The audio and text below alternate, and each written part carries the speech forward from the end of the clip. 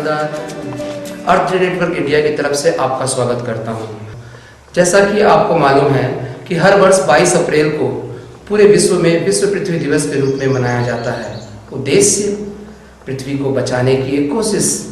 आपको भी ये जानकर आश्चर्य होगा कि इतने प्रयास किए जा रहे हैं फिर भी हमारी पृथ्वी की स्थिति ऐसी क्यों है। क्योंकि एक समुचित उपाय की जरूरत है कि हम सब आगे आएं और आगे मिलकर इस पृथ्वी को बचाने का एक संयुक्त प्रकार प्रयास करें। ऐसा ही कुछ हमारी टीम ने सोच रखा है। टीम अर्थ डे इंडिया करुणा सिंह जी के नेतृत्व में इस साल हम लोगों ने इस थीम को दिया है, शहर ग्रीन करो, it's our turn to lead. तो इस महाअभियान की शुरुआत करने के लिए हमने एक ऐसे व्यक्तित्व को ग्रीन एम्बेसडर के रूप में चुना है जो किसी परिचय के मोहताज नहीं है, जिन्होंने बायोडायवर्सिटी कंजर्वेशन के लिए अनेक प्रकार के प्रयास किए और उन प्रयासों में सफलता भी अर्जित की है। उन्हें न केवल छत्तीसगढ़ की मिट्टी से बल्कि यहाँ के पेड़ पौधे और जीव जंतुओं से असीम प्यार है। उन्होंने अनेक तकलीफों का सामना करते हुए कंजर्वेशन की ऐसी प्रैक्टिसेस डेवलप की है जो संपूर्ण विश्व के सामने एक उदाहरण है।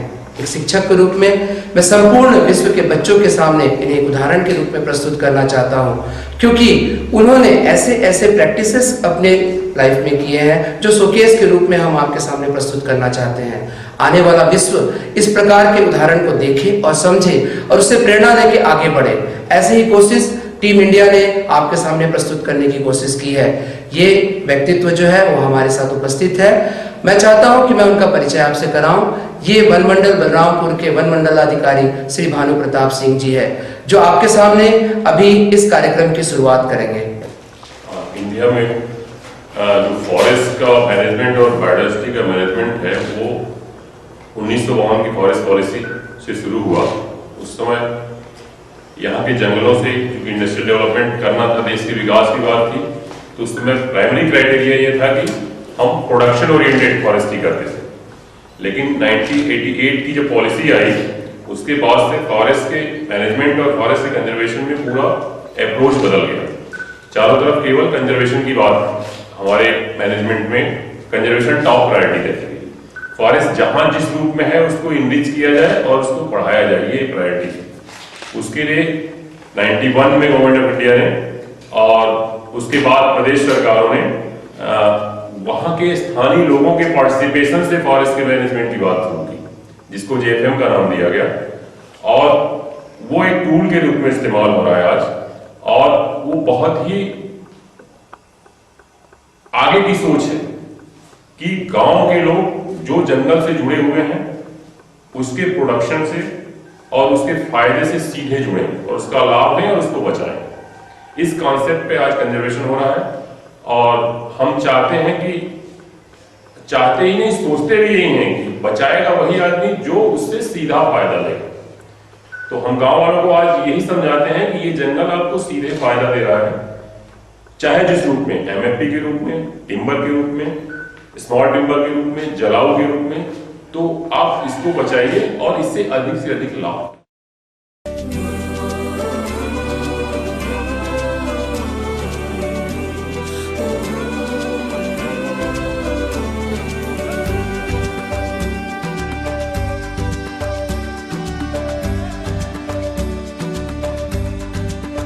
हवाएं, पत्ते, पानी, पेड़, जंगल, सब्ज सोना है। हवाएं, पत्ते, पानी, पेड़, जंगल, सब्ज सोना है। अगर तुम हो तो इतना ही जरूरी इनका होना है। अच्छा, ये जो सोलर पंप लगा है, आप लोगों को कुछ फायदा हो रहा है इससे? क्यों? पहले पानी लेने कहाँ जा रहे थे? सेंदूर जा रहे थे सर। किधर है सेंदूर? सेंदूर तो बहुत दूर है, वहाँ नीचे। अच्छा, ये जो नदी दिख रहा है उधर? हाँ हाँ वो है। नदी जाते थे? हाँ। अच्छा, वो उधर दिख रहा है नदी। हाँ। इससे जौन लाभ है तो बोलो, कहने का मतलब। तो अभी ये जो लगाए हैं सोलर पंप, ये हमेशा चलता है? हमेशा चलता है सर। तो कब लगा ये? कितना साल हो गया? लगा है, पर साल लगा है। 12 साल लगा है। मेरा नाम देवसर नाम है। हाँ, और अच्छा, वन रक्षक कहाँ, बीट कौन बीट सा आपका? रामपुर है। अच्छा। और ये मेरा समिति है सेमरखाड़। हाँ हाँ। सेमरखाड़ के नाम से यहाँ मैं सचिव हूँ। तो ये मतलब आप अपने से लगाए कि गांव वाले मांग किए या गाँव कि? वाले मांग किए थे सर, अच्छा। और उस हिसाब से मैं रेंजर साहब से बात किया। हाँ हाँ रेंजर साहब बोले प्रस्ताव लाओ, हाँ वहाँ करते हैं हाँ। इस काम को। तो ये गांव वाले का क्या प्रतिक्रिया हुआ? गांव वाले इससे बहुत खुश भी हैं और अपने को सहयोग भी मिलता है इस गांव से। अच्छा। और पहले पानी के लिए इनको दूर जाना? पानी के लिए देखिए, हम तेंदुपत्ता के सीजन था, मैं हाँ। जा रहा था खैर फड़ में, हाँ देखा इन लोगों को कि 12 बजे एकदम धूप लहलाए में हाँ। छोटे छोटे बच्चे लेके अपना डेगची उगची सब वो बर्तन लेके जा रहे थे सिंदूर नदी में पानी लेने के लिए। अच्छा, उतना दूर। उस चीज़ को मेरे को याद था हाँ। कि उस पारा में एकदम पानी की दिक्कत है, हम्म। इसलिए मैं कोशिश किया था आपसे। तो आप लोगों को खुशी लगता है? हाँ सर, मतलब अच्छा लगता है कि चलो यहाँ बन गया। तो पानी क्यों कम हो गया यहाँ? जंगल कम होने के कारण है पानी। भाई जंगल तो जैसे पानी आज बरसात जो गड़बड़ हो रहा है का जंगल के ही कमी के कारण हो रहा है। जानते हो सब ना, मालूम है? कैसे कीजिए, तो जंगल बिना बनबो तो नहीं करता है, लाख लकड़ी भाई लगे। ये नल लगने से फायदा हुआ? फायदा तो भाई चलो बताओ तो क्या फायदा हुआ? बहुत सब कुछ फायदा है। लड़का छुआ नहीं तो बगा बांध के ले नदी जाते हैं, नदी जाते थे? कितना दूर जाते थे? ये मुँह करके बहुत दूर है। अच्छा, वो नदी दिख रहा है जो उधर, उसके आगे की नदी ही जाते थे। तो ये लगने से आप लोगों को फायदा हुआ। तो कितना परिवार वाले पानी भरते हैं? कितना 7 गो 8 गो 9 गो कितना परिवार है मेरी पारा भर में? पूरा 8 कितना है? 30-35? 30-35 घर में है ना। हाँ, ये कर रहे हैं कि गांव का आदमी कम से कम जंगल जाए। तो जब कम से कम जंगल जाएगा तो वो डिस्ट्रक्शन उसका कम करेगा और अपनी आवश्यकता की अधिकांश चीजें वो अपने खेतों से निकालता है। तो अपने खेतों में पेड़ पौधे लगाए, अपने बाड़ियों में पेड़ पौधे लगाए और जितने भी वनोपज हैं जंगल जाए, लेकिन वो अपने फायदे के लिए जाए और जंगल को बचाए।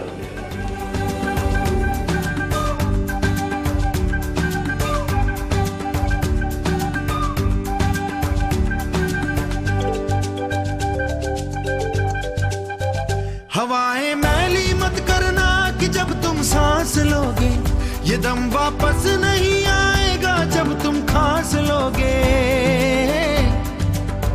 हवाएं मैली मत करना कि जब तुम सांस लोगे, ये दम वापस नहीं आएगा जब तुम खांस लोगे। उगाओ जिंदगी हर याद रखो दिल को बोना है। हवाएं पत्ती पानी पेड़ जंगल सब्ज सोना है।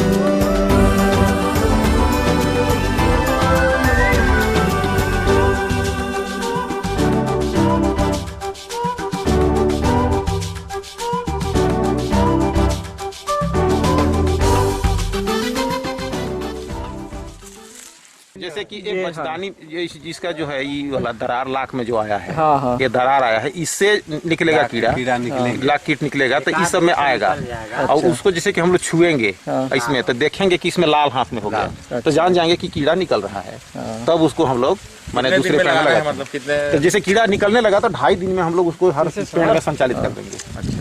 और क्या मान लीजिए कि अगर ज्यादा दिन में रखेंगे तो कीड़ा निकल जाता है। अगर और बाकी जो है उससे पहले 30% तो जो निकला हुआ जो कीट है वो दूसरे जगह नहीं जाएगा वो।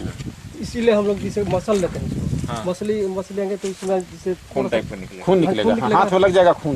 वो तो खून लगवे करेगा, लेकिन इसमें रहेगा पूरा दर्द हल्का हल्का ना, उसी से समझ लेते हैं कि आप ये संचार होने लगा है। ठंड रहेगा तो लेट करता है बोलते हैं। काट के रखे तो जल्दी नहीं लेगा तो उसको ठंडा जगह में रखें। अच्छा, संचारित भी तो होता है सर, बोरा में सुबह होता है ना, वाला में उसको ढक दिए। सुनिए, सुबह होता है आपका 8-9 बजे तक दिन में। अच्छा। और उसके बाद गर्मी पाएगा ना, अंदर घुसेगा, उसके बाद फिर 4 बजे से स्टार्ट होगा निकलने के लिए।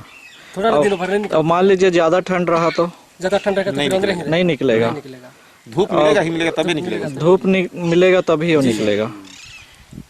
हाँ, कोहरा में होता है ना सर, जिससे पानी मर जाता है। इसमें पानी अगर लग जाएगा ना मान लीजिए, तो जो कीट है ना वही, जिससे कि मान लीजिए कि मुंह तरफ से सांस लेता है, और उसको अभी तो मैदान करने के लिए जगह होता है, तो मैदान भी पैक हो गया और मुंह भी पैक हो गया, इसलिए कीड़ा मर जाता है। है कि समय का है ना, गर्मी में क्यों मरता है? गर्मी में ये मरता है गर्मी का कारण। जिसे आपको यही बता रहा हूँ मैं, जिसे ये नीचे है ना सर, ये नीचे है ना, इधर लाख ऊपर नहीं है ना, ये गर्मी के कारण ही ये नीचे आया है। ये साइड गर्मी, यहाँ गर्मी पड़ा है यहाँ तक, इसलिए नीचे आ गया ये। इंजी वाला सर मेरे को ले जाते हैं। लाख की खेती सर हम लोग बढ़िया किए, हमसे धान से बेसी फायदा करते हैं, लेकिन अब क्या किया?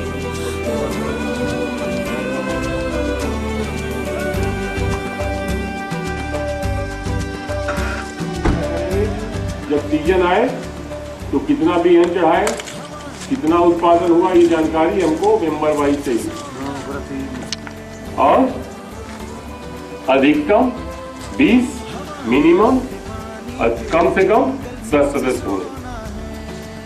आप कोशिश करना कि 12 से 15 लोग हो, 15-15 लोग हो तो वो सबसे अच्छा माना जाएगा।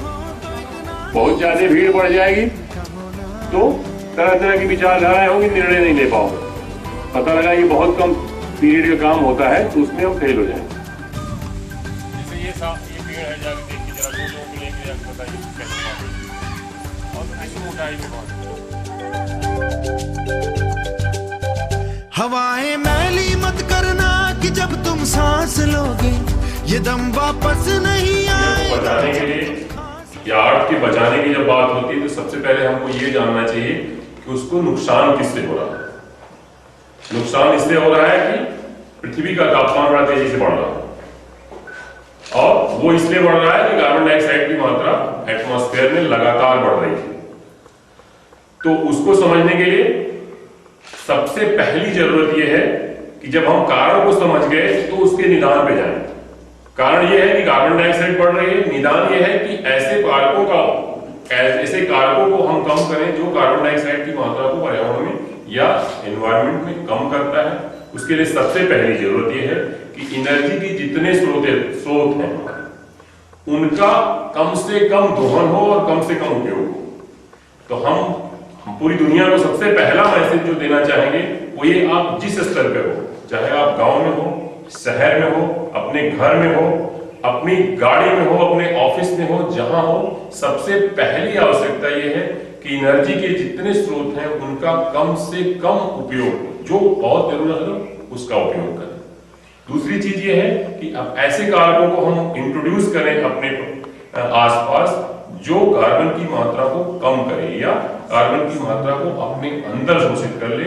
उसके लिए आप जहां भी हैं, गांव में हैं, अगर पेड़ बचा सकते हैं तो बचाएं, शहर में हैं, अगर पौधे लगा सकते हैं और उनको बढ़ा सकते हैं तो वो काम करें।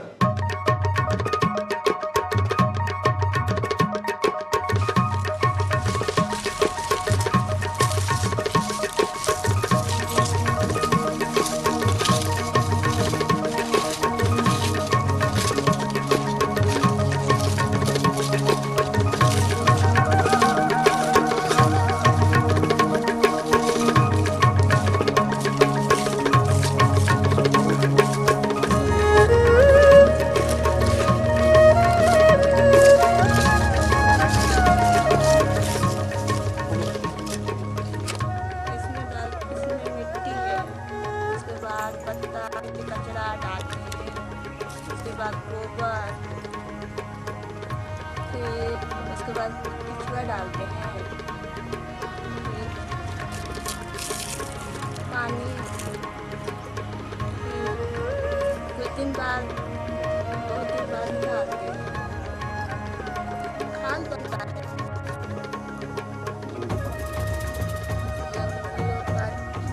बेचते हैं, चाहे धोए के बाद बेचती, बेच के पैसा मिले लसोरी में जमा करती, तो फिर वही कामन को काटती, खराब देती, तो बाँचे वाला आते रखी थे मन बाँटती, वन विभाग को लोग खरीदते हैं। क्या रुपये किलो बेचते हैं? 10 रुपये।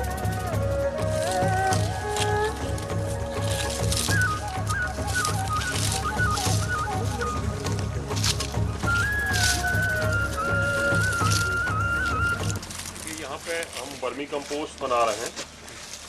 तो कहने को तो ये एक हमारी बायो फर्टिलाइज़र की एक यूनिट के रूप में काम कर रहा है। मतलब हमने ये डिसाइड किया है हमारे स्टेट फॉरेस्ट डिपार्टमेंट ने कि इस साल हम वृक्षारोपण क्षेत्रों में कम से कम केमिकल फर्टिलाइज़र का यूज़ करें और कैंपा में तो ऑलमोस्ट नील करें। तो उसके तहत ये शुरू किया है हमने। और इस काम की सबसे बड़ी विशेषता ये है कि इसमें अभी कोई भी फाइनेंशियल हेल्प सरकारी तरीके से नहीं है। ये हमारा सेल्फ हेल्प ग्रुप कर रहा है यहाँ का। तो इसके पीछे मेरी सोच ये है कि अब इसे देखिए कितने फ़ायदे हैं। पहली सोच मेरी ये थी कि ये है कि जंगल में आदमी को, गांव वाले को जंगल जाने से रोकना है। अनावश्यक न जाए, अनावश्यक जाएगा तो वो कुल्हाड़ी से काटेगा। तो वो उसके लिए यहाँ के लोगों को इन्वॉल्व किया कि वो यहीं पे काम करें। दूसरी चीज़ ये कि अगर वो नहीं जाएगा, खाली रहेगा तो क्या करेगा, उसको कुछ काम करना चाहिए। वो काम कर रहा है। दूसरा उसको पैसा मिल रहा है, आजीविका के साधन मिल रहा है। और ये सस्टेनेबल है। सस्टेनेबल है मतलब इनकी ये ओनरशिप का कॉन्सेप्ट है। इनको ये पूरा एहसास है कि ये चीज़ हमारी है और ये धीरे धीरे हम इनको ट्रेन कर देंगे। मतलब हम इनको रोज कहते हैं कि ये चीज़ तुम्हारी है, ये सरकारी नहीं है, ये तुम्हारी है। तो उस सेंस में ओनरशिप डेवलप कर रहे हैं हम इनको। और जो सबसे महत्वपूर्ण चीज़ ये है कि हम केमिकल फर्टिलाइज़र को अगर हम अपने प्लांटेशन साइट में नहीं डाल रहे हैं तो उसके ढेर सारे इम्पैक्ट हैं। जंगलों से, सीपे से जो पानी निकल रहा है हमारी नदियों से, वो पोल्यूशन को कम करेगा। हमारे इन्वायरमेंट में वो पोल्यूशन कम आएगा। दूसरी चीज़ ये कि उतनी खाद देश की बचेगी और उतने खाद के प्रोडक्शन में उतनी एनर्जी कम खर्च होगा। तो हमारा चारों तरफ से उसको मैंने एक साइकिल के रूप में सोच करके समझा के इन लोगों को हम एकदम लगे हुए हैं कि इस चीज़ को आप करो और ये इस तरह से सस्टेनेबिलिटी आएगी। जैसे कि हमारे देश के प्रधानमंत्री जी का एक सपना भी है ऑर्गेनिक फार्मिंग। तो मेरे ख्याल से इस कॉन्सेप्ट को हम ऑर्गेनिक फार्मिंग के रूप में भी अपना सकते हैं ग्रामीण में। एकदम कचरा प्रबंधन। अभी स्वच्छता अभियान चल रहा है। सवाल यह है कि उस कचरे को ले जाए कहाँ? अरे यहाँ डालो और इसको फिर उपयोग कर।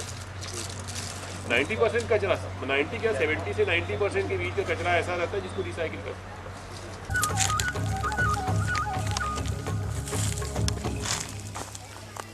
वो उसको केचुआ निकल रहा था, दिखाइए ना।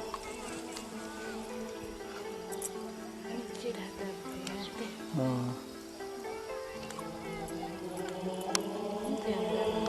यही उत्पादन हो। ऐसे घूमो पूरा सब तरफ देखो, धीरे धीरे जाओ, धीरे इधर इधर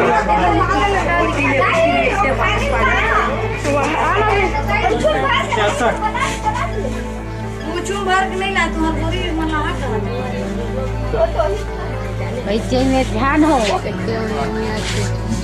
अबे आराम से रहेंगे।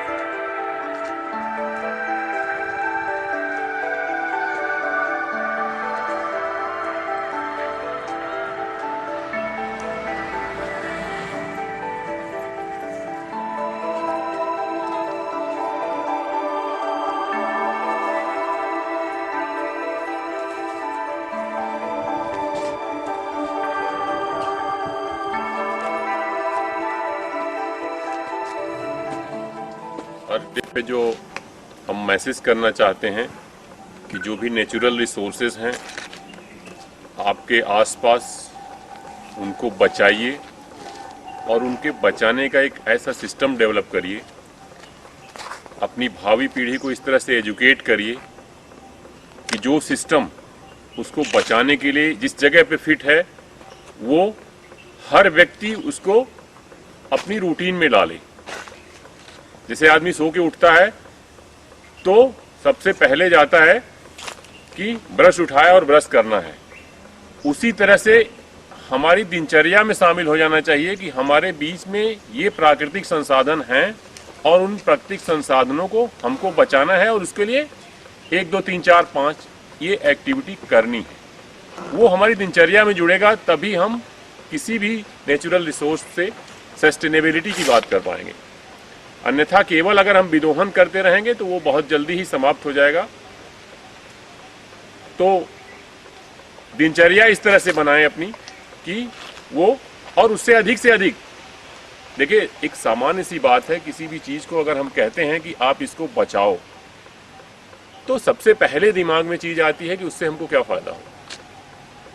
उसके फायदे को क्वांटिफाई करें और कोशिश करें कि जो चीज हम बचा रहे हैं उससे अधिक फायदे को हम समझें और लें, तभी हम अपने आप उस सिस्टम को डेवलप कर पाएंगे और वो चीजें सस्टेनेबल होंगी। जैसे हम वर्मी कंपोस्ट बना रहे हैं यहाँ, तो वर्मी कंपोस्ट बना रहे हैं तो गांव वाले को हम ये दिखाते हैं कि वो मजदूरी नहीं कर रहा है, वो सेल्फ हेल्प ग्रुप की मजदूरी नहीं कर रहा है, वो अपने फायदे के लिए उस काम को करने से उसका अपना फायदा है और उसकी ओनरशिप है, उस स्वामी है उसका। ये नहीं कि वो किसी सिस्टम में काम कर रहा है या किसी समूह की मजदूरी कर रहा है, वो उसका स्वामी है। जिस दिन वो समझ जाएगा कि वो उसका स्वामी है तो अपने आप वो तरीके ढूंढता रहता है कि ये चीज हमारी चलती रहे, जिससे हमारी जीवनचर्या चलती रहे, तभी प्रकृति को हम बचा सकते हैं, अन्यथा कोई साधन नहीं। अर्थ बचाने के लिए अर्थ को नुकसान करने वाले कारकों को समझना जरूरी है। नुकसान करने वाले कारक हैं कि जो भी ऊर्जा के संसाधन है, हमारे कोयला है, पेट्रोल है, बिजली है, जो भी है उसका उपयोग हम इतनी बेतरतीब और इतने बेरहमी से कर रहे हैं कि हमारा पूरा सिस्टम प्रदूषित हो गया है। तो उसको हमको बचाना है, वो बचाएं, और जो प्रकृति ने हमको दिया है उसको बचाएं। प्रकृति ने दिया है हमको, जंगल दिया उसको बचाएं, कोयला दिया उसका कम से कम दोहन करें, कम से कम खर्च करें, बिजली दी, पेट्रोल दी, डीजल दिया, उसका कम से कम उपयोग होगा तो उसी से हमारा पृथ्वी का तापमान कम होगा और चीजें अपने आप नॉर्मल होंगी। इसको बचाने के लिए और इसको इनरिच करने के लिए उपायों में ग्रामीण क्षेत्रों में अगर हैं आप, तो ग्रामीण क्षेत्रों में अगर आप पौधे लगाने की जगह है तो पौधे लगाइए, पौधे बचाइए।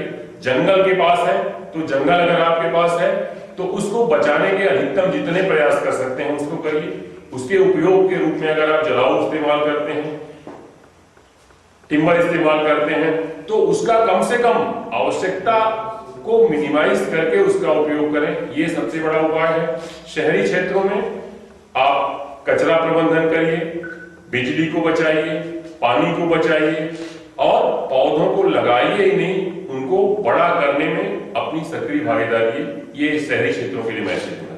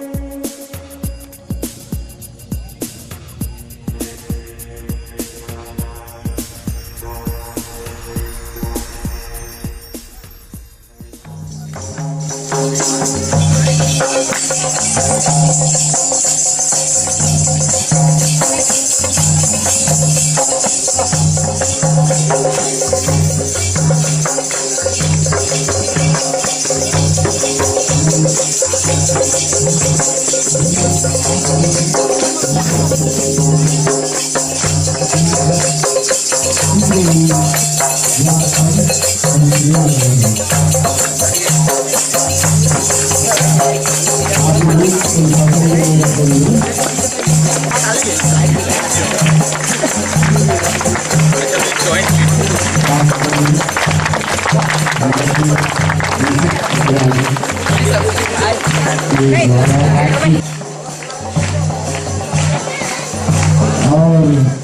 उनके स्वागत के लिए विद्यालय के इन गंगा नृत्य के कलाकारों के द्वारा अपना सामूहिक गंगा नृत्य का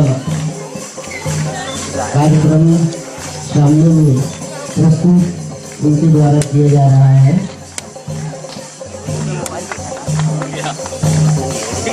बहुत सुंदर छोटे छोटे हमारे छात्र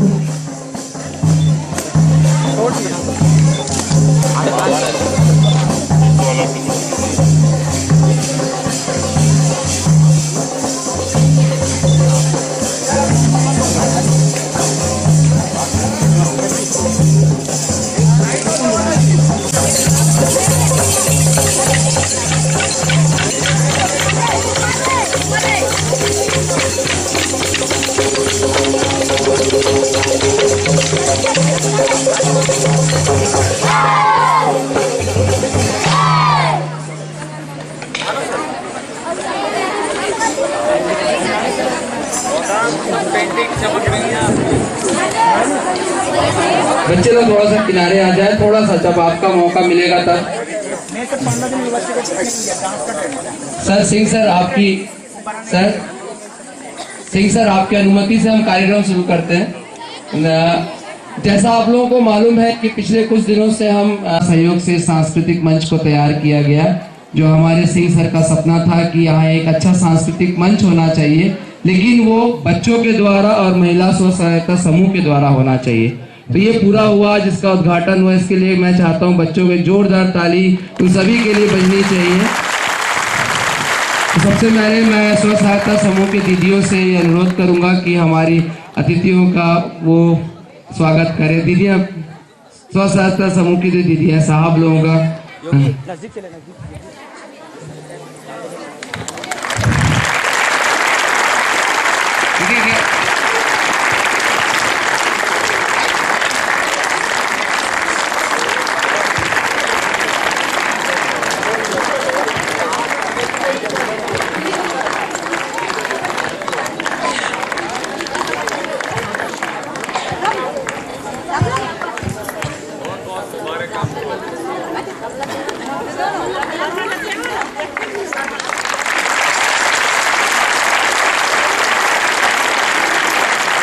दीदी सब बैठ जाइए चेयर में। दीदी सब लोग चेयर में बैठ जाइए। दीदी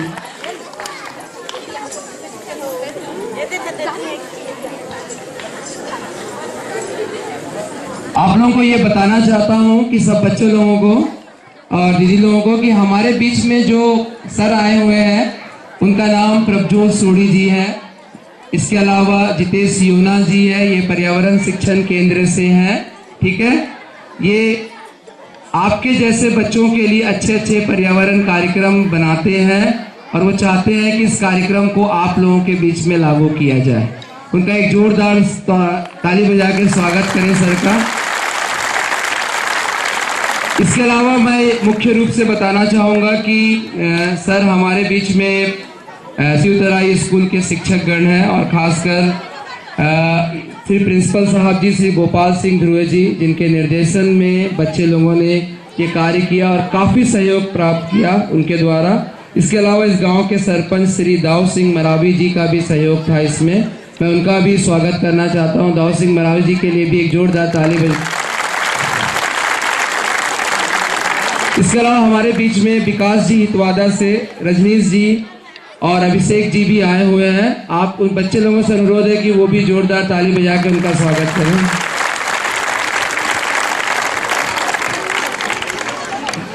ठीक है, सब बैठ गए ना? ठीक है, थोड़ा सा सब शांत हो जाए, सब बैठ गए। तो हमारा मुख्य उद्देश्य है कि इस सांस्कृतिक मंच को एक नवीन रूप देना। इस सांस्कृतिक मंच के लिए हम लोगों ने बच्चे लोगों के साथ मिलकर कुछ सांस्कृतिक प्रोग्राम तैयार किए हैं। तो आप तैयार हैं उस प्रोग्राम को देखने के लिए? कुछ अच्छी बातें हैं उसके साथ में, तैयार हैं सब? Very good.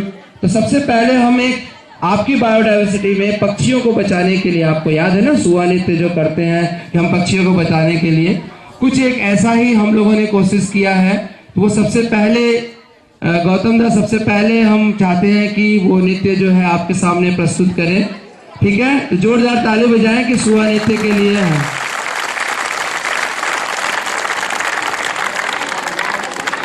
सर, ये एक नृत्य है जिसमें ये गांव की जो लड़कियां हैं वो चाहते हैं कि वो अपने बायोडाइवर्सिटी को, अपने जंगल को कैसे बचाएं। इनका मुख्य उद्देश्य, हमारा जो मुख्य उद्देश्य है, इस हरियाली को बचा रखना है और इस जंगल को बचाना है।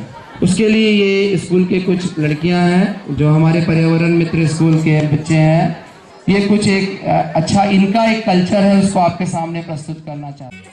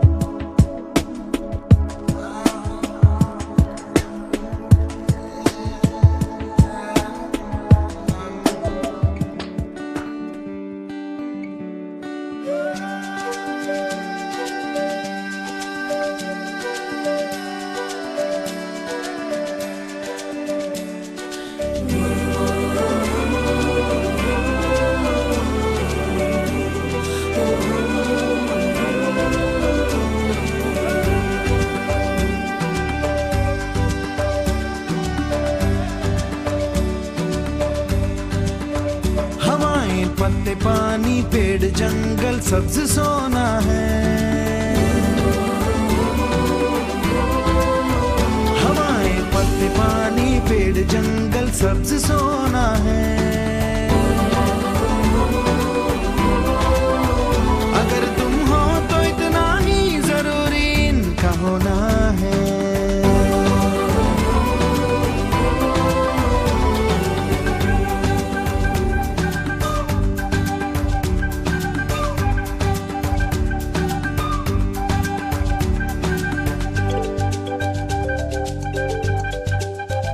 हवाएं मैली मत करना कि जब तुम सांस लोगे, ये दम वापस नहीं आएगा जब तुम खांस लोगे। हवाएं मैली मत करना कि जब तुम सांस लोगे, ये दम वापस नहीं आएगा जब तुम खांस लोगे। उगाओ जिंदगी हर याद रखो दिल को बोना है।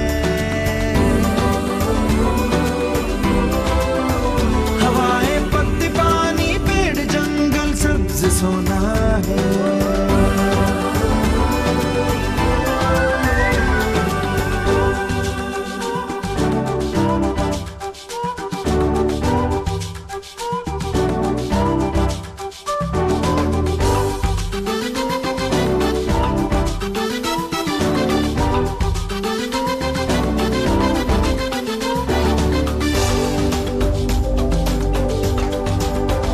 पेड़ उगाओ छानो हवाएं साफ करो, अपनी जमीन से इतना तो इंसाफ करो।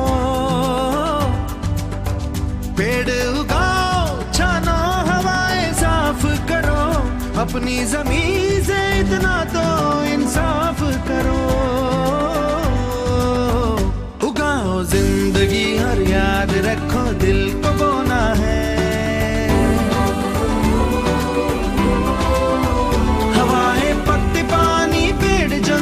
सब्ज सोना है। उगाओ जिंदगी हर याद रखो दिल को बोना है। हवाएं पत्ते पानी पेड़ जंगल सब्ज सोना है।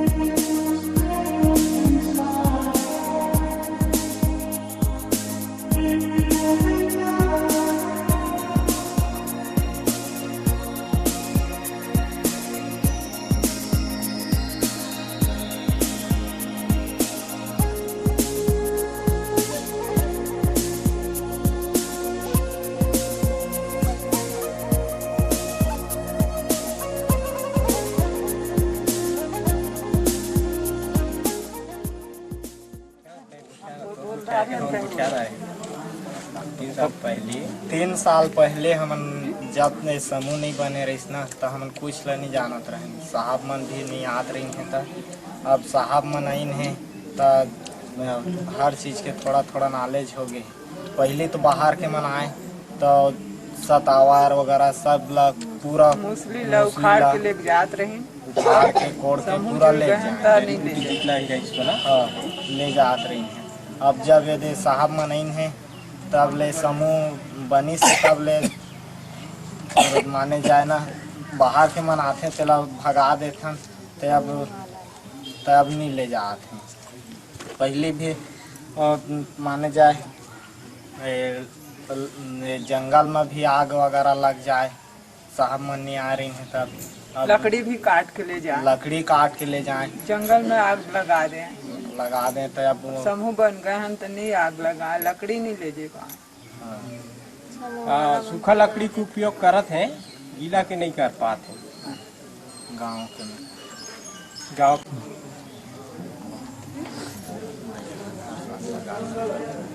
दहियान हम सुनथन तो हर साल भगा जाथन, जंगल में जाके कहाँ पर दहियान है कह के दौड़ा खोजत खोजत जाथन, भेज जाथन तो हम मतलब भगा देथन, वो भाग देथन। ये साल आ रही से अमानी साइड तपेश्वर का आ रही तो सुनिन तेकर बाद दे गए रही हैं, ओकर बाद वहाँ पता नहीं कहाँ से ले गए तो ये साल दहियान भी नहीं है तो जंगल बहुत हरा भरा दिखता है। आ रही भाग दे। पहले हमारे गांव में महल पत्ता तोड़त रहे, फिर व्यापारी मन आए के ले जात रही, अब आजकल समूह बनी से और महुआ भी उसने खरीदत पहले बिना त्रिन तो बाहर के कोचिया लोग आत रही कम पैसे में खरीद के ले जात रही। ओकर बाद हमारे गांव में समूह बनाए, समूह बनाने के बाद समूह वाला मन महुआ खरीदे ला चालू करी न, ओकर बाद सेठ लोग महुआ के भाव बढ़ा दे। पहले जब समूह नहीं था तो कितने में खरीदते थे? 4 रुपया, 8 रुपया। फिर आप लोग खरीदे तो 15 हो गया। उसके बाद कोचिया लोग खरीदते हैं? अभी नहीं खरीदते। तो और क्या क्या खरीदते हैं आप लोग? हमें कोचिया में उधारी ले जाए तो पैसा ला नहीं दे, अब समूह में सब तो आके दे हम कहीं फिर अब आके दे तो तुरते दे भी नहीं करें पैसा। अब समूह में जुड़ गए हैं तो तुरंत बेचते, तुरंत पैसा पा जाते हैं। पत्री बनाते हैं। और क्या करते हैं? सरसों और रमतीला भी खरीदते हैं। सरसों के भात 20 रुपए किलो खरीदे हैं हम लोग। और कोचिया कितने में खरीदते था पहले? पहले तो 17-18 रुपए। तो समूह से फायदा हुआ? हाँ, उसके बाद अब खरीद रहे हैं तो 22-23 से खरीद रहे हैं। और धान तो नहीं खरीदते हो? नहीं खरीदते। और धान का क्या करते हो? कुछ काम करते हो धान संबंधित? धान कुटाई करते हैं, खरीदी। तो उससे क्या फायदा होता है कुटाई से? ऐसे फ्री में कूटते हो क्या? कुटाई में 4 रुपया किलो, 1 किलो में 4 रुपया मिलते हैं धान कुटाई की। हाँ, और चावल फिर बेचते हो? चावल बेचते हैं 35 रुपया निकालते हैं साहब। गांव वाले बाहर वाले जड़ी का पूरा जड़ खोद कर पूरा निकाल देते हैं। कितना साल पहले? यही 2-3 साल। 3 साल के पहले। हाँ, क्या करते थे पहले? पूरा जड़ निकाल करके फेंक देते हैं उसके, और जड़ को ले जाते हैं। और अब है तो उसके जड़ के निकालते हैं तो कुछ आधा हिस्सा निकाल करके आधा हिस्सा छोड़ करके उसमें मिट्टी डाल देते हैं तो जड़ बच जाता है। तो ऐसा क्यों करते हैं? वो पौधा बच जाता है। तो आप लोगों को कौन सिखाया? हमें वहाँ से प्रशिक्षण मिला है, वन विभाग से। UNDP द्वारा? हाँ, UNDP द्वारा। और क्या क्या जमा होता है यहाँ? जो वनोपज क्या क्या मिलता है? हर्रा वगैरह? बहेड़ा। तो उसको कैसे तोड़ते हैं आप लोग? गिरते हैं नीचे में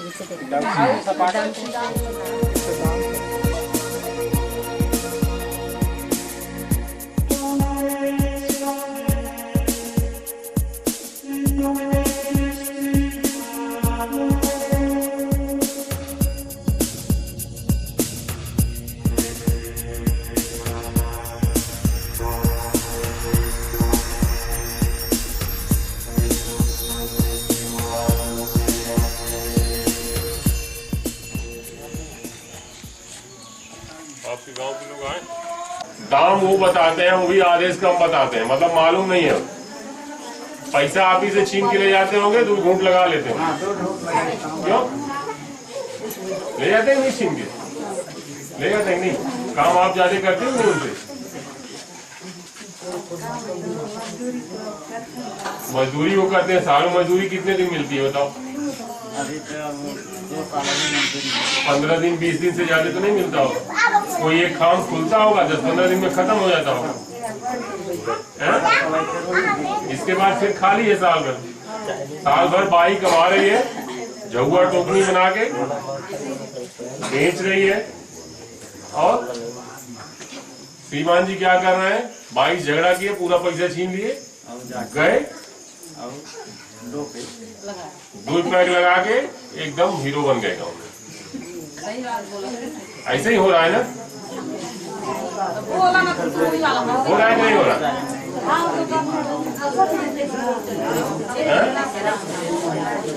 क्यों? तो इसका कोई रास्ता निकलेगा कि नहीं निकलेगा? इसका रास्ता कौन निकालेगा ये बताओ?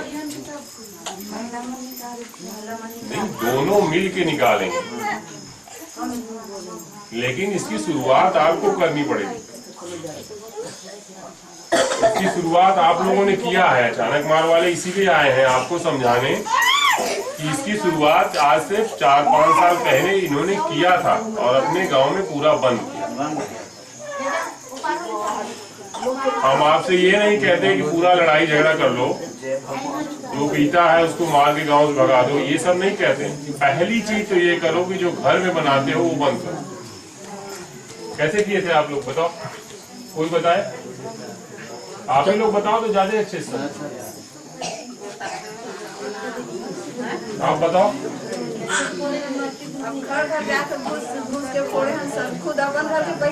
नहीं, उसके पहले समझाए होंगे ना, ऐसे थोड़ी घर में घुस के लगे डंडा मार के तोड़ने, तो लड़ाई नहीं हो जाएगी।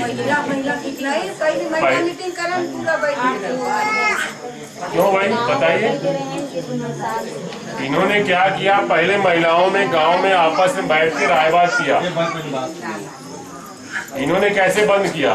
पहले गांव में पूरा रायबात किया कि अब हमको घर में शराब नहीं बनाना,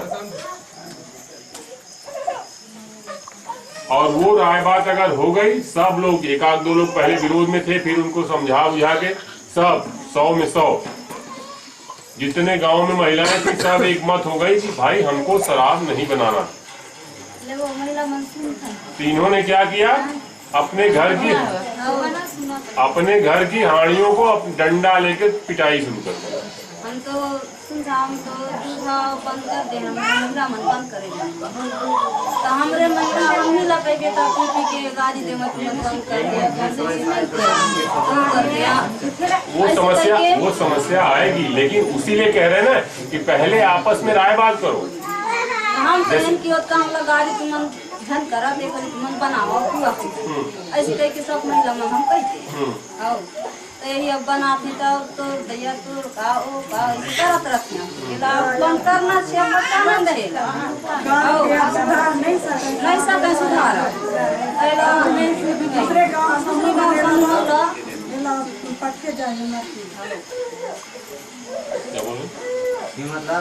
से हम बहुत थाम देखें, हम बहुत मना कर देखें, समझा देखें, बुरा देखें, पुरुष समझिस ना महिला समझा, कोई नहीं समझा। नहीं देखो, ये एक सामाजिक बुराई है, इसके लिए कोई नियम कानून नहीं बना, इसके लिए कोई नियम कानून नहीं बना।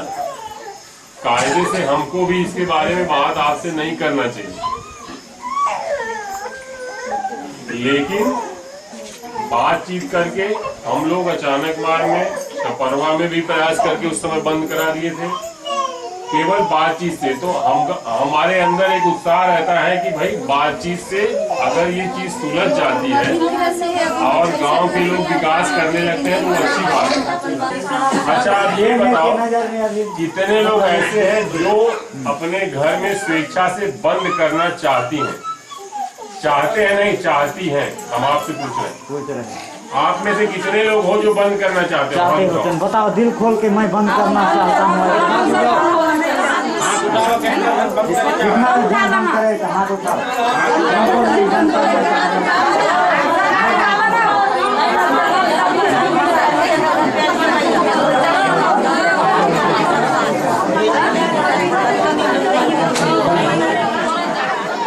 यहाँ लाओ। कहीं जगह होता है कहीं रख लूँ सर यहाँ ना टोकरी तक रुको ना मैं पता हाँ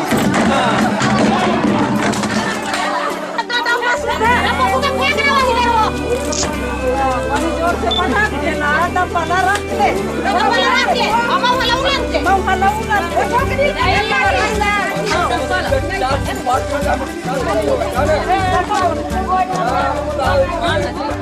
हवाएं पत्ते पानी पेड़ जंगल सब्ज सोना है। हवाएं पत्ते पानी पेड़ जंगल सब्ज सोना है। अगर तुम हो तो इतना ही जरूरी इनका होना है।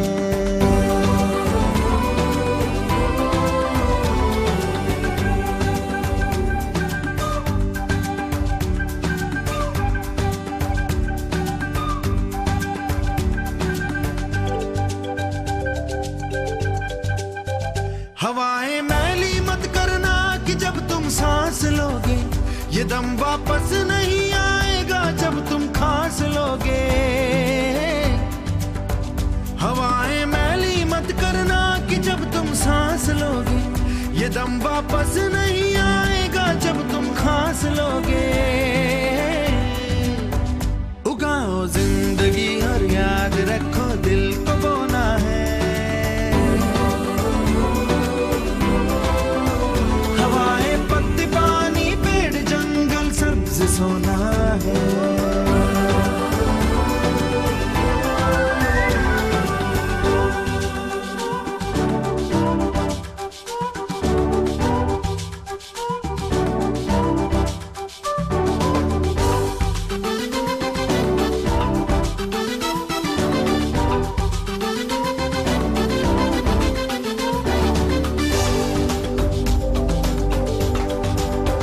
पेड़ उगाओ छानो हवाएं साफ करो अपनी जमीन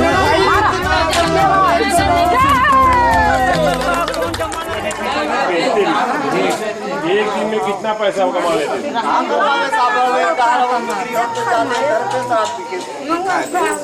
कोई कमाते नहीं थे। जो लोग आज शराब छोड़े हैं और जो आगे शराब छोड़ेंगे उनके लिए मैं बता रहा हूँ कि एक समूह बनेगा। उस समूह में पैसा हम देंगे 50,000 रुपया। ठीक है, उस समूह को 50,000 रुपया देंगे। ऐसे कम से कम 2-3 समूह बना सकते हो आप। आपके घर में 35 परिवार है ना, एक परिवार से एक सदस्य मिला के 3 समूह बनाओगे तो तीनों समूह को हम 50,000 रुपया देंगे। किस काम के लिए? कोई भी आप अपनी इच्छा अनुसार कोई भी काम करो, उससे पैसा कमाओ। अभी हमने आपके गांव में 9 शराब पीने वालों का नाम लिखा है। आप देखो, सुन के पढ़ के बता दे रहा हूँ। महेंद्र, जितेंद्र, दिनेश, पंचराम, सुखीराम, चैतीबाई, बनिहार, इन्होंने तो अभी तोड़ा है। बजारिहन बाई रामा, इन्होंने भी अभी तोड़ा है। नरोत्तम, बहोरन सिंह और ये फागिन बाई। ये जो 5-6 लोगों का ग्रुप आज आया है ये और बढ़े। प्रश्न मैं आपसे पूछना चाहता हूं जो कि एक यूथ के लिए एक उदाहरण के रूप में प्रस्तुत होगा। जैसा कि हमारे एक छात्र ने ये क्वेश्चन पूछा आपसे कि जहां हम पर्यावरण प्रदूषण की बात करते हैं तो आज हम पर्यावरण प्रदूषण शहरों में ज़्यादा देखते हैं, तुलनात्मक रूप से अगर देखें तो ग्रामीण की तुलना में।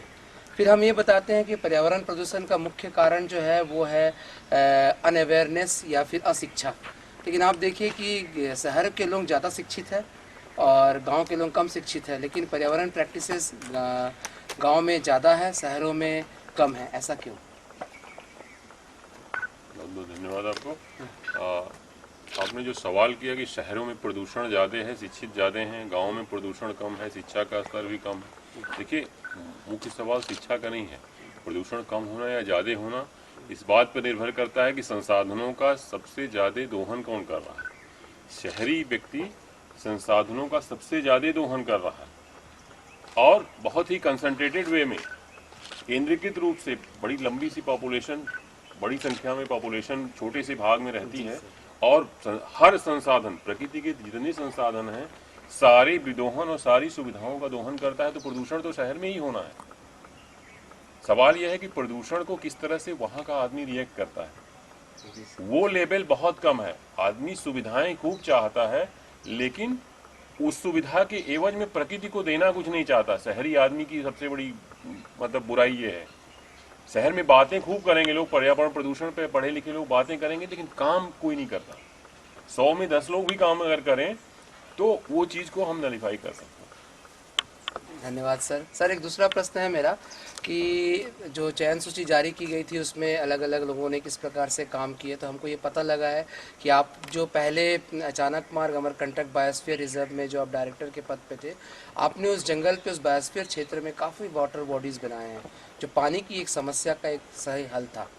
तो ये वाटर बॉडीज़ बनाए आपने कैसे और क्या आपको मेहनत लगा, किस प्रकार की आपने रूपरेखा, क्या प्लान आपने तैयार किया था इसके लिए?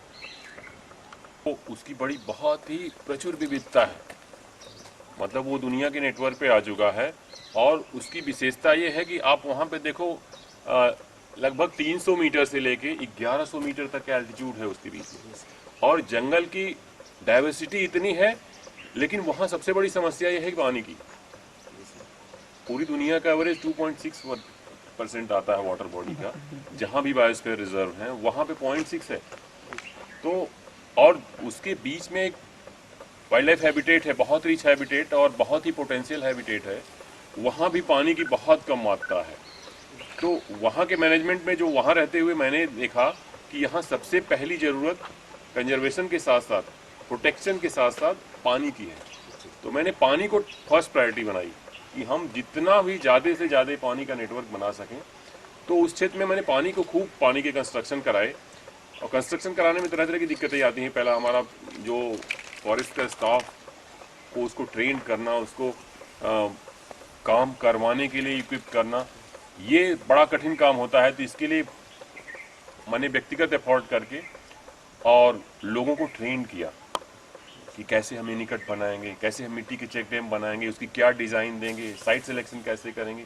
तो ये बहुत मेहनत का काम था। चूँकि वो एक कंसंट्रेटेड काम था तो वहाँ हम कर पाए बहुत अच्छा। हमारे साथियों ने बहुत मेहनत की, हमारे रेंज अफसर ने मेहनत की, हमारे फॉरेस्ट गार्ड्स ने मेहनत की, खूब मेहनत किया, और लोगों ने खूब अच्छे पानी के नेटवर्क बनाए, और उसका इम्पैक्ट अभी अचानक मार्ग में देखने को मिल रहा है। जी सर, जी देखने को मिल रहा है। सर मेरा अगला क्वेश्चन ये है कि आप जिन क्षेत्रों में अभी तक काम करते आए हैं, जहाँ पे भी आपने काम किया, वहाँ पर खासकर आपने गांव के उद्धार के लिए, उत्थान के लिए बहुत काम किया। खासकर जहाँ तक मैं जानता हूँ कि जब आप अचानक मार्ग में थे तो वहाँ के स्कूली छात्र छात्राओं को आगे बढ़ाने के लिए चपरवा में कॉपी पुस्तक सब चीज़ें आपने उपलब्धता कराई। तो आप कंजर्वेशन के लिए छात्रों का इन्वॉल्वमेंट किस प्रकार आप सोचते हैं कि अगर हम बायोडाइवर्सिटी, जैव विविधता या पर्यावरण को अगर बचाना चाहते हैं तो हम कैसे अपने यूथ को, युवा वर्ग को हम कैसे उसमें सम्मिलित करें? क्या आप उसका क्या किस मेथड से, किस उपाय के पर आप सोचते हैं? आज जो है उन्हीं को उपभोग करना है और उन्हीं को बचाना है, तो वो हमारे टारगेट ग्रुप में रहता है। हमने सरगुजा मतलब हमने वहाँ पे अचानक मार या बिलासपुर में नहीं, हमने नौकरी की शुरुआत ऐसे स्टेज पे की जहाँ जेएफएम डिपार्टमेंट में आया था। तो मतलब हमें ट्रेनिंग ही ऐसी मिली कि उनके बिना हम आगे जा ही नहीं सकते, हमारी सोच ये है। तो अब उन पब्लिक के बिना नहीं जा सकती, तो पब्लिक का टारगेट ग्रुप कौन है? पब्लिक का टारगेट ग्रुप यूथ है, फ्यूचर उन्हीं का है। तो हम तो प्राइमरी रूप से स्कूलों को ही टारगेट करते हैं कि हम अगर बच्चों को शिक्षित कर दें तो सारी समस्या ही अपने आप सुलझ जाएगी। तो अच्छी बात है। तो उसके लिए हम स्कूलों में जैसे भी स्कूलों में देखिए, सीधे हम जाके भाषण देके चले आएंगे तो कोई हमारी बात नहीं सुनेगा। कहीं इमोशनल अटैचमेंट होना चाहिए। इमोशनल अटैचमेंट होने के लिए सरकार की ढेर सारी योजनाएं हैं। उन योजनाओं का लाभ देने के लिए अगर हम उनको कुछ दे देते हैं तो हम अपना नहीं देते, वो सरकार की सिस्टम को लागू करते हैं। तो उससे अगर वो जुड़ते हैं तो वो बड़ी अच्छी बात है। वो वहाँ नहीं, मैं यहाँ भी आया हूँ। यहाँ हाथी की समस्या को टैकल करने के लिए हमने प्राइमरी स्कूलों को पकड़ा है, मिडिल स्कूलों को पकड़ा है, वहाँ पे एजुकेशन प्रोग्राम चला रहे हैं हमारे फॉरेस्ट गार्ड लोग जाके, मैंने टारगेट बना के रखा है कि हर हफ्ते जाओगे आप, वहाँ पे हाथी से बचने के क्या उपाय है वो समझाओ, क्योंकि हमारे यहाँ हाथी में जो हाथियों के अटैक की जो घटनाएं हो रही हैं वो जंगल के क्षेत्रों में यूथ नए लड़के ही 20-22 साल 25 साल के लड़के वही जंगलों में जा रहे हैं, हाथी को छेड़ते हैं और उनके अटैक का शिकार हो जाते हैं। तो उनको हम एजुकेट कर रहे हैं। तो एजुकेशन तो किसी भी चीज़ की प्राइमरी चीज़ है। जी सर, अब अंतिम प्रश्न मैं आपसे पूछना चाहता हूँ, आप भी अपने स्टूडेंट लाइफ जिए, आप भी अपने स्कूली जीवन में आपने ऐसे कौन कौन से पर्यावरण को बचाने के लिए काम किए जो आज के स्कूली बच्चों के लिए एक उदाहरण बन सके? हम व्यक्तिगत रूप से देखिए, मैं अभी जो मैंने मैसेज में किया कि आप बिजली बचाओ, पानी बचाओ, पौधे लगाओ, जहाँ हो वहाँ पौधे लगाओ, जहाँ हो वहाँ पानी बचाओ, बिजली बचाओ, एनर्जी सेविंग डिवाइसेस जितनी आप कर सकते हो।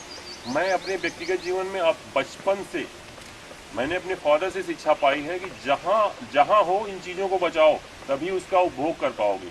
तो हम तो अभी भी जैसे घर में रहता हूँ मैं, माने अनावश्यक बिजली के बल्ब जल रहे हैं तो उसको बुझाते फिरता हूँ, पानी की टोटी से पानी गिर रहा है तो वो हम डेली अपनी प्रैक्टिकल लाइफ में भी जीते हैं उसी तरह से।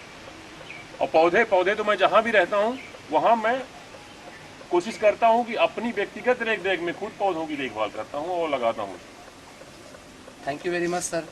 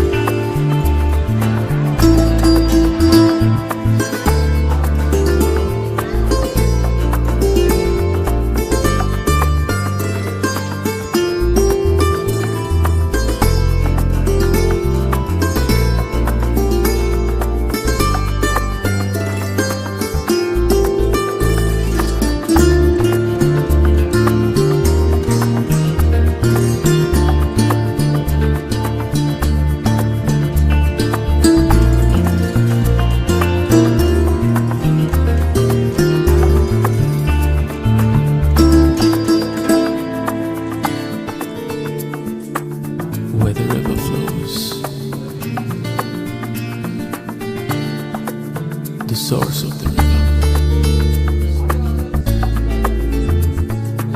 the eternal source of wisdom.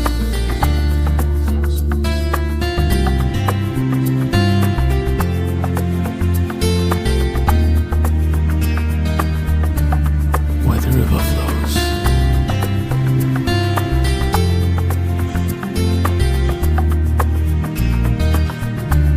the source of the river.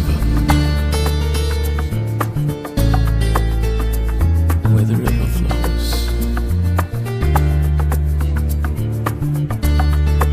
where the river flows.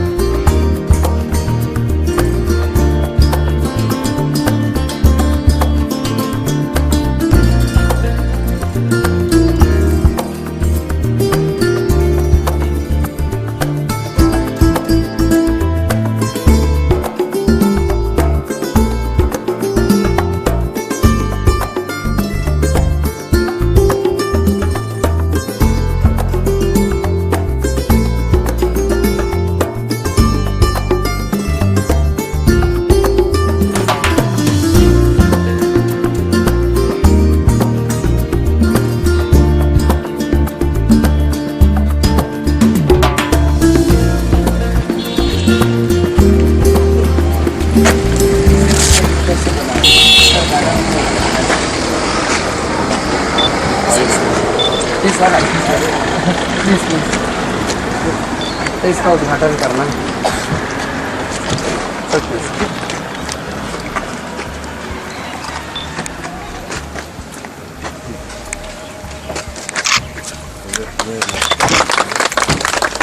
तो ये सर पूरा इससे बना है, चौक से, उसमें हमने मिट्टी का वो किया है, उसमें पूरी पेंटिंग किया मिट्टी का, और सारा चीज़ साइकिल है, ये सारा कोशिश किया है कि ये हमेशा मेंटेन रहे, और ये कुछ इनकी वनों पे आत्मनिर्भरता कम है, और ये ज़्यादातर ये सब चीज़ों को बनाए हैं, जो काफ़ी चीज़ें इसमें वेस्ट से बना हुआ है, पेपर से बना हुआ है, सारी चीज़ें, और फ्लावर है, सारी चीज़ें।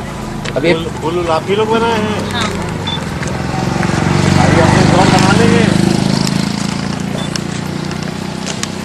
सब एक्सपर्ट है सर, और इनको ऑर्डर्स भी मिल रहे हैं बढ़िया बाहर से। हाँ, बाहर से अभी 500 बैग का ऑर्डर मिला है, फिर एक तिरुपति की एजेंसी से 5000 बैग का ऑर्डर मिला है। प्लीज़ सर, थोड़ा सा कार्यक्रम आपके लिए ऑर्गेनाइज किया, बहुत महत्व, थोड़ा सा सेंटर खुला है क्या? हाँ, अंदर का सेंटर खुला है दीदी। चाबी किसके पास है? जिसमें सिलाई मशीन लगी है वो चाबी बनाने की, एक यहाँ पे बनेगी और एक वहाँ जो सांस्कृतिक केंद्र है उसमें सामने वाला। वैसे हम लोगों ने जब प्रशिक्षण दिया था तो एक्सपेरिमेंट के तौर पे हम लोगों ने लगाया, तो काफ़ी सेलिंग हुआ था, उसी से थोड़ा सा इंस्पायर हुआ कि करना चाहिए, तो इसको और आगे।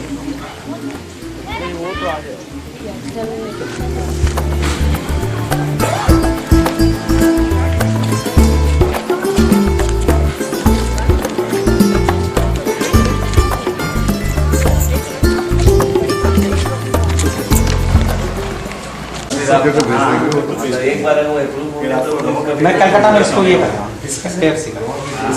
सर यहाँ पे जब पेपर शुरू हुआ ना, पेपर का किलो बढ़ गया सडनली, ये लोग बिलासपुर से लाते हैं।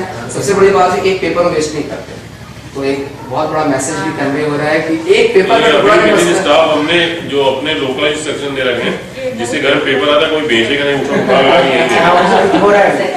सर वो घर में रात में बैठ के पाइप बना रहे हैं, देखिए हर घर में पाइप बना है, तो इनकी थोड़ी सी ध्यान हम लोग बांटते हैं कि जो जंगल काटना, ये करना, एक्स्ट्रा इनकम देखिए स्कूल ऐसा भी बना, स्कूल बना वो बना है, ये पेपर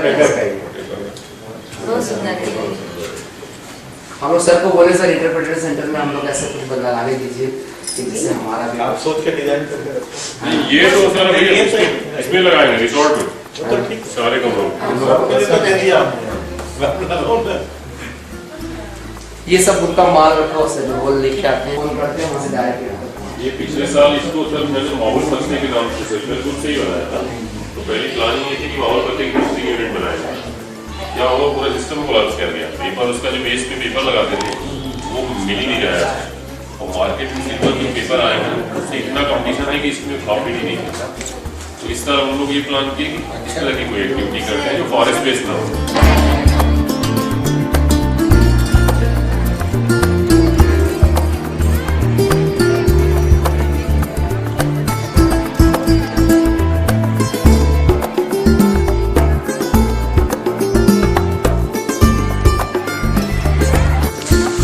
कहाँ से आए हैं? कौन से स्कूल से? Government girls school Ramanujan. अच्छा, कुछ कहना चाहेंगे यहाँ के बारे में? बहुत सुंदर है, बहुत अच्छा है, यहाँ का व्यवस्था बहुत अच्छा है, और सब एक से बढ़कर एक प्रदर्शनी में लगा हुआ है सब। एग्जीबिशन सारे अच्छे अच्छे हैं। सबसे अच्छा क्या लगा इसमें? तो यहाँ पर्यावरण संबंधित कुछ बहुत अच्छा है, यहाँ पे हर चीज के बारे में बताया गया, हम लोग को दीक्षा मिली गया कि कैसा था पहले या फिर अभी कैसा है। हाँ हाँ हाँ, वही है, ठीक।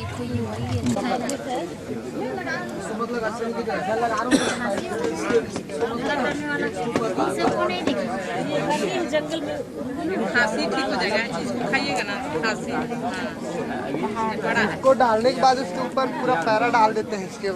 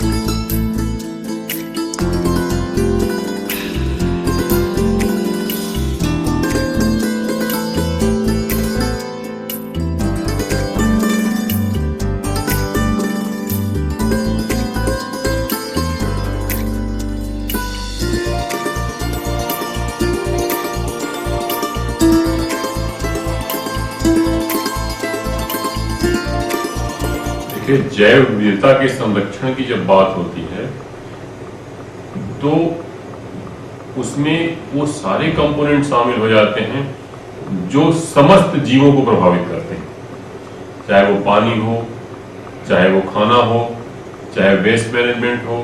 तो जब जैव विविधता के मैनेजमेंट की बात करते हैं तो हम उसमें हम ये देखते हैं कि सबसे टॉप प्रायोरिटी हमारी क्या है। सारी चीज उसमें अब जब जाएंगे तो ह्यूमन के चारों तरफ घूमती है चीजें, तो ऐसी सारी चीजें की जाए जो ह्यूमन को अफेक्ट करती हैं, उनके रहन सहन को एक्सेप्ट मतलब स्वीकार करती हैं या रिजेक्ट करती हैं। तो उन सब चीजों को शामिल करके तब हम जैव विविधता संरक्षण की बात करते हैं। अगर हम जैव विविधता संरक्षण के एक कंपोनेंट को ले लें कि जंगल का संरक्षण करना है या पर्यावरण का संरक्षण करना है या शहरों को क्लीन करना है या शहरों को हरा करना है, तो उसका एक कंपोनेंट हुआ कि हम वहां पे ग्रीनरी बढ़ाएं। ग्रीनरी बढ़ाने से वहां का पानी प्यूरिफाइड होगा, ग्रीनरी बढ़ाने से वहां की हवा अच्छी होगी, ग्रीनरी बढ़ाने से वहां का सौंदर्य बढ़ा सकते हो, कल्चरल वैल्यू किसी जगह का एस्थेटिक वैल्यू बढ़ा सकते हो। तो ये सब सारी चीजों को शामिल करते हुए हम उस पे जोर दें। और जब पानी की बात आती है तो पानी तो ज्यादा से ज्यादा जहां सफाई होगी वहां पानी होगा, अच्छा पानी होगा जिसका हम उपयोग कर सकते हैं। तो मेरे ख्याल से इन चीजों पर ज्यादा जोर देने की जरूरत है। हमारा पहला प्रश्न आपसे इस विषय पर है कि जैसे आप देख रहे हैं कि आज अंधाधुंध जैसे प्रगति के पथ पर हमारा विकास हो रहा है, उतनी ज्यादा फॉसिल्स फ्यूल के वाहन बढ़ते जा रहे हैं और फॉसिल्स फ्यूल के वाहन बढ़ने के कारण से हमारा जो यूथ है वो ज़्यादा मात्रा में व्हीकल्स यूज़ कर रहे हैं, जो गाड़ियाँ यूज़ कर रहे हैं जो पेट्रोल से चलने वाली हैं, और उसका सीधा प्रभाव आपको वातावरण पे दिख रहा है, अत्यधिक गर्मी, अचानक वर्षा। तो आपके हिसाब से उनका भी व्यवहार क्या होना चाहिए जिससे कि हम अपने पर्यावरण को बचा सके, इकोसिस्टम को बैलेंस रख सकें? देखिए, जहाँ तक फॉसिल फ्यूल्स को बचाने की बात है, फॉसिल फ्यूल्स बचाने का सीधा इम्पैक्ट हमारे क्लाइमेट पे पड़ेगा और वो बचाना एकमात्र रास्ता है। मतलब एक प्राथमिक उदाहरण दो, अब किसी को चलना है तो उसको गाड़ी से ही चलना है, गाड़ी ही लगेगी और वो अनिवार्य है कि लगना भी चाहिए, लेकिन गाड़ी कैसे लगेगी? एक आदमी को जाना है तो उसके पास ऑप्शन दो है कि एक कार ले जाए या पब्लिक ट्रांसपोर्ट। तो अब ऑप्शन हमको ये चुनना है कि कम खपत में हमारा काम भी हो जाए और वो कार्बन इमिशन भी कम हो। तो उसके लिए तरीका यह है कि आप ज्यादा से ज्यादा पब्लिक ट्रांसपोर्ट यूज करिए। दूसरी चीज, छोटी जगहों पे जैसे शहर के अंदर आपको घूमना है तो उसके पास वहां पे दो ऑप्शन है, एक तो आप गाड़ी से घूमो, दूसरा ऐसी गाड़ी से घूमो जो उस फ्यूल का इस्तेमाल न करता। तो उस या कम इस्तेमाल करता हूँ, तो उस तरफ हमको डाइवर्ट होना है।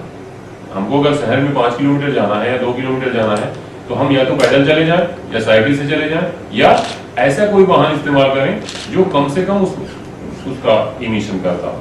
और उसका इमिशन अगर कम होगा तो नेचुरली वो चीज जो है वातावरण में कम जाएगी, और वातावरण में कम जाएगी तो उसका जो इफेक्ट होगा, टेम्परेचर बढ़ने का जो असर होगा वो कम होगा। लेकिन आज हो क्या रहा है, दोनों तरफ से नुकसान हो रहा है।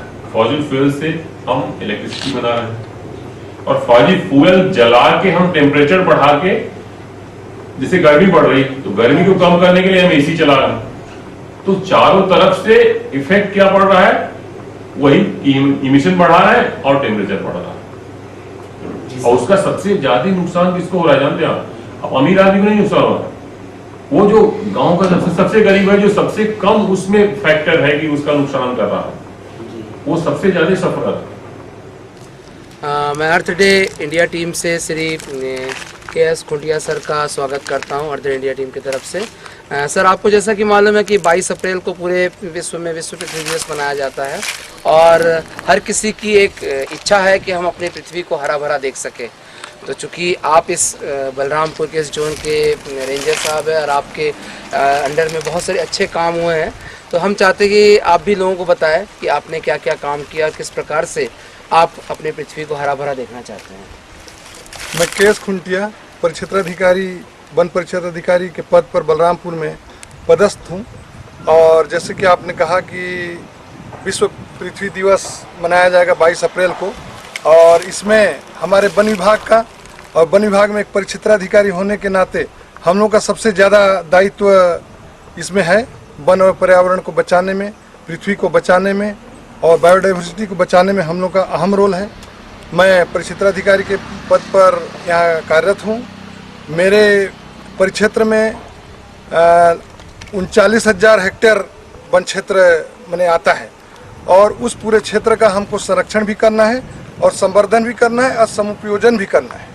सबसे पहले तो संरक्षण करते हैं हम लोग, इसके लिए हमारे वन कर्मचारी तैनात हैं, वन रक्षक, वनपाल, उप वन क्षेत्रपाल, परिक्षेत्राधिकारी, उप वन मंडलाधिकारी और वन मंडलाधिकारी, और फिर ऊंचे स्तर पर वन संरक्षक, और पूरी हम लोग की जो टीम है वो पूरी वनों की सुरक्षा के लिए तैनात है। सुरक्षा के बाद हम लोग का आता है उसको संवर्धन करना। संवर्धन इस रूप में करते हैं, वृक्षारोपण करते हैं हम लोग। वृक्षारोपण 2 प्रकार से करते हैं। एक तो हम लोग अपने फॉरेस्ट एरिया में करते हैं, उसके लिए स्कीम आती है, वन विभाग से आती है, कैंपा का फंड है या विभागीय फंड है या अन्य फंड है, उसके तहत हम लोग उचित जो स्पीसीज हैं उसको वनों में वृक्षारोपित करते हैं। दूसरा कम्युनिटी लैंड में करते हैं, प्राइवेट लैंड में करते हैं। तो इस वर्ष हमारे वन मंडल से गांव में जो कृषक हैं उनके बाड़ी में एग्रो फॉरेस्ट्री के रूप में हम लोग वृक्षारोपण करने का स्कीम बनाए हैं। इसमें उनके मांग के अनुसार हम लोग जुलाई में पौधा देंगे और साथ ही उनको प्रोत्साहन भी देंगे, और उनके जो वृक्षारोपण के लिए जो खर्च आएगा उसमें से कुछ राशि भी हम लोग उन लोग को उपलब्ध कराएंगे। और तीसरा, हम लोग वनों के संवर्धन में और वाटर टेबल को ऊंचा करने के लिए हम लोग वन संरक्षण का काम करते हैं। उसके तहत चेक डैम्स बनाते हैं, उसमें छोटे डैम्स हैं, बड़े बड़े अर्दन डैम्स हैं। उसमें 2-3 प्रकार की हम लोग की उद्देश्य पूर्ति होती है। एक तो हाथी और वन्य प्राणियों का क्षेत्र है हमारा क्षेत्र, उनको पीने के लिए पानी उपलब्ध होता है। दूसरा, उस क्षेत्र में वाटर टेबल ऊंचा होता है, जिससे गांव में जो कुआं है या हैंडपंप है उसके भी वाटर टेबल में ऊंचे हो जाते हैं। तीसरा कार्य हम लोग जो करते हैं वो गांव में भी वन की जो सुरक्षा है उसके प्रति उनको जागरूक करते हैं। उसके लिए हम लोग विभिन्न समितियां बनाए हुए हैं, उनका सहयोग लेते हैं। अभी जैसे अग्नि का सीजन है, अग्नि सुरक्षा के लिए वॉलंटियर्स तैयार कर रहे हैं। उन लोगों को जंगल में मैंने जहाँ भी आग लगता है उनको प्रोत्साहन राशि देते हैं और उनको जंगल से जोड़ के वनों की सुरक्षा के लिए उनको प्रोत्साहित करते हैं ताकि अग्नि ना लगे, जिससे बायोडाइवर्सिटी हम लोग का ना ख़त्म हो। फिर उनके आर्थिक उन्नति के लिए भी हम लोग काम करते हैं। इस क्षेत्र में पलाश के बहुत सारे पौधे हैं। पलाश के पौधों में लाख उत्पादन होता है। उसके लिए स्व सहायता समूह का हम लोग गठन किए हैं। उनको समय समय पर प्रशिक्षण का हम लोग आयोजन करते हैं। साथ ही उनको आर्थिक लाभ भी मैंने देते हैं और जो उससे लाख उत्पन्न होता है उनको हम लोग असिस्टेंट करके उनको अधिक से अधिक पैसे में उसको बिक्री करवाते हैं और जो लाभ होता है वो स्व सहायता समूह को सीधे की सीधे हम लोग दे देते हैं। सर मेरा एक और अंतिम प्रश्न है आपसे, आने वाले 22 अप्रैल के लिए आप विश्व को क्या अपना संदेश देना चाहते हैं? आने वाले 22 अप्रैल के लिए हम लोग जो विश्व को जो संदेश देना चाहते हैं, एक तो बायोडाइवर्सिटी को बचाना है और प्रदूषण को कम से कम करना है। जैसे हमारे छत्तीसगढ़ में अभी पॉलीथीन बैन हो गया है, ये पर्यावरण के लिए बहुत अच्छी बात है। साथ ही बीच बीच में बायोफ्यूल का भी उपयोग करने का चल रहा है, रतन जोत से बायोफ्यूल तैयार करके, ताकि उससे प्रदूषण कम होगा और जो फॉसिल बेस्ड जो फ्यूल्स हैं उसका कम से कम उपयोग हो सकेगा। साथ ही मैं बलरामपुर में हूँ, यहाँ बलरामपुर के नज़दीक में आधा किलोमीटर में एक हम लोग अर्बन फॉरेस्ट डेवलपमेंट कर रहे हैं। ऑक्सीजोन के नाम से वो उसको दिया गया है और उसमें पाथवे बने हुए हैं और शहरी क्षेत्र के जो जितने भी अधिकारी हैं, व्यापारी हैं और जो भी निवासी हैं वो लोग जाके अपना वहाँ शुद्ध हवा प्राप्त कर सकते हैं। अच्छा। साथ ही वहाँ हम लोग एस्थेटिक पौधा लगा रहे हैं, फूल वाले पौधे लगा रहे हैं ताकि उनका वहाँ मन प्रफुल्लित हो जाए और बच्चों के लिए चिल्ड्रन गार्डन भी बना रहे हैं ताकि वो लोग खेल सकें और वहाँ अपना समय हॉलीडे को व्यतीत कर सकें। Thank you very much sir. धन्यवाद। इस प्रकार आपने बलरामपुर के रेंजर श्री खुटिया सर का एक विचार सुना, काफ़ी एनर्जेटिक है और होंगे भी क्यों नहीं, क्योंकि उनके अधिकारी काफ़ी एनर्जेटिक है जिन्हें पूरे विश्व से ग्रीन एम्बेसडर के रूप में चुना गया। इस प्रकार से मैं अर्थ डे टीम से आप सभी का स्वागत करता हूँ। धन्यवाद।